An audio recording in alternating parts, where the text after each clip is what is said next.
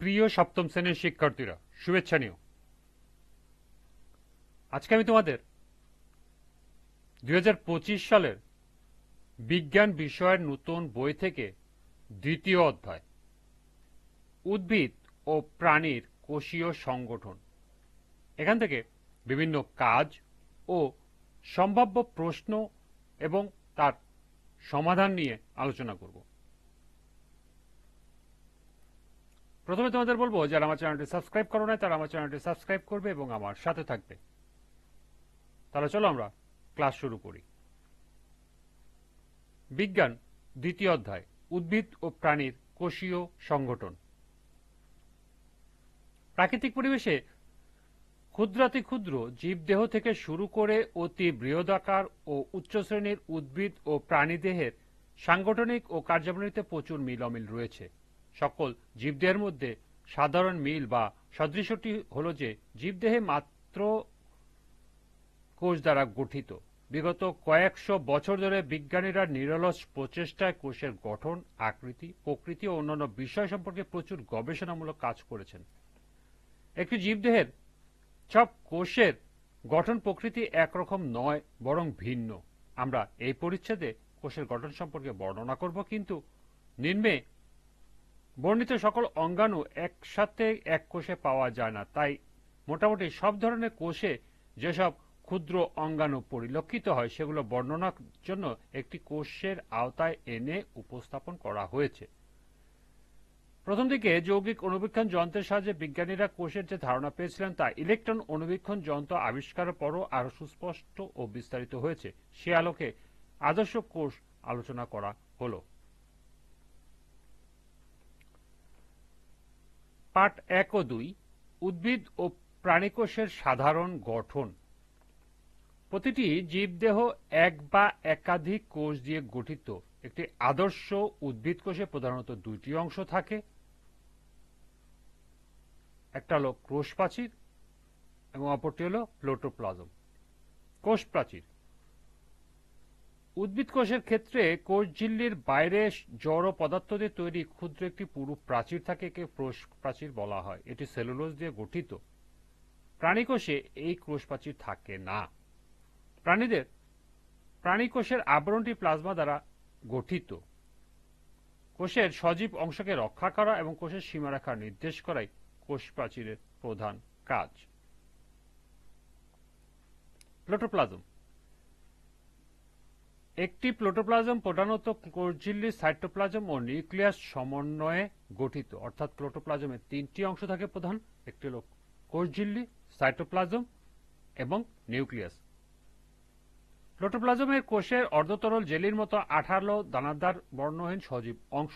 প্রোটোপ্লাজমের নানাবিধ বিক্রিয়ার ফলে জীবনের বৈশিষ্ট্যগুলো পরিলক্ষিত হয়।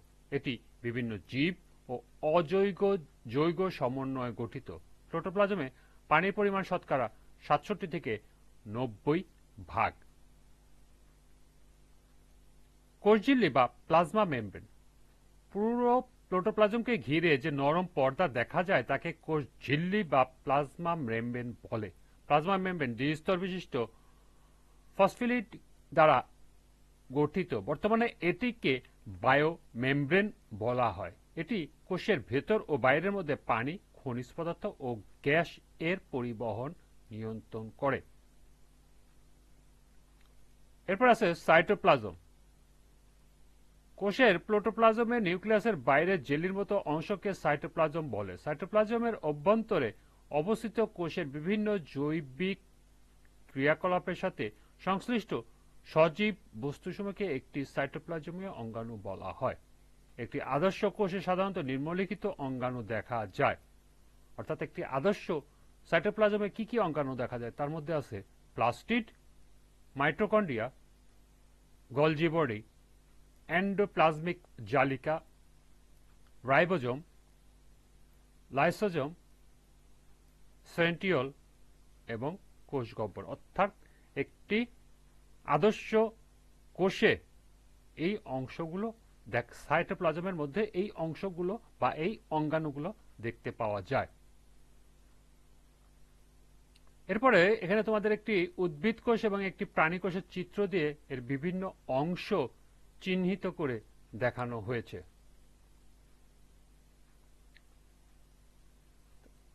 এই পাঠ থেকে তোমাদেরকে পড়তে হবে কোষ প্রাচীর কি, প্রোটোপ্লাজম কি, প্লাজমা মেমব্রেন কি এবং সাইটোপ্লাজম কি বা সাইটোপ্লাজমে কি কি অঙ্গাণু থাকে।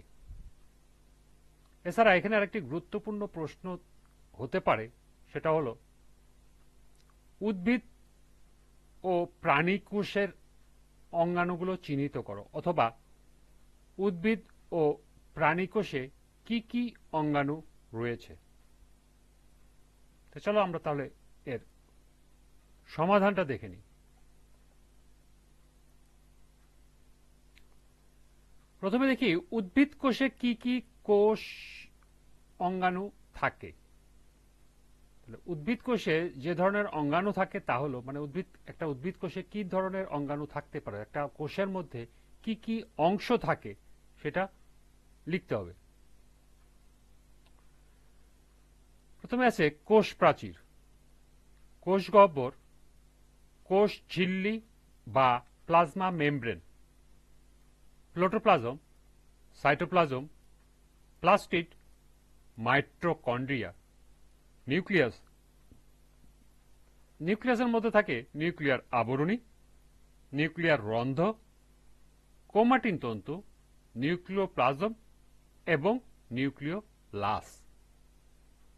এছাড়া থাকে ক্লোরোপ্লাস্ট, গলজি বডি, মসৃণ এন্ডোপ্লাজমিক জালিকা। অর্থাৎ এন্ডোপ্লাজমিক জালিকা দুই ভাবে থাকে, একটি থাকে মসৃণ আর একটি থাকে অমসৃণ এন্ডোপ্লাজমিক জালিকা, অন্তঃকোষীয় ফাঁক এবং লাইসোসোম।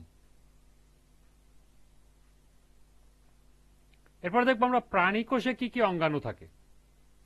প্রাণী কোষে যে ধরনের অঙ্গাণু থাকে, যেসব অঙ্গাণু থাকে তার মধ্যে আছে কোষ ঝিল্লি বা প্লাজমা মেমব্রেন, প্রোটোপ্লাজম, সাইটোপ্লাজম, কোষ গহ্বর, মাইটোকন্ড্রিয়া, নিউক্লিয়াস। নিউক্লিয়াসের মধ্যে থাকে নিউক্লিয় পর্দা, নিউক্লিওলাস, ক্রোমাটিন এবং নিউক্লিওপ্লাজম। এছাড়া থাকে গলজি বডি, সেন্ট্রোসোম, লাইসোসোম। এখানেও এন্ডোপ্লাজমিক রেটিকুলাম থাকে দুই ধরনের, একটি হলো মসৃণ এন্ডোপ্লাজমিক রেটিকুলাম এবং অমসৃণ এন্ডোপ্লাজমিক রেটিকুলাম। এছাড়া থাকে মাইক্রোভিলাস। এই ছিল উদ্ভিদ ও প্রাণী কোষে কি কি অঙ্গাণু থাকে তার সমাধান। তোমরা এগুলো এখান থেকে নোট করে নিতে পারো। আজকের ক্লাসটি এ পর্যন্তই। পরবর্তী ক্লাসে পার্ট 3.5 থেকে সম্ভাব্য প্রশ্ন এবং এর কাজগুলো সমাধান করে দেব। সবাইকে আবারও বলছি, যারা আমার চ্যানেলটি সাবস্ক্রাইব করো না তারা আমার চ্যানেলটি সাবস্ক্রাইব করবে এবং আমার সাথে থাকবে। সবাইকে পরবর্তী ক্লাস দেখার আমন্ত্রণ জানিয়ে আজকের মতো আমি এখানে বিদায় নিচ্ছি। আল্লাহ হাফেজ।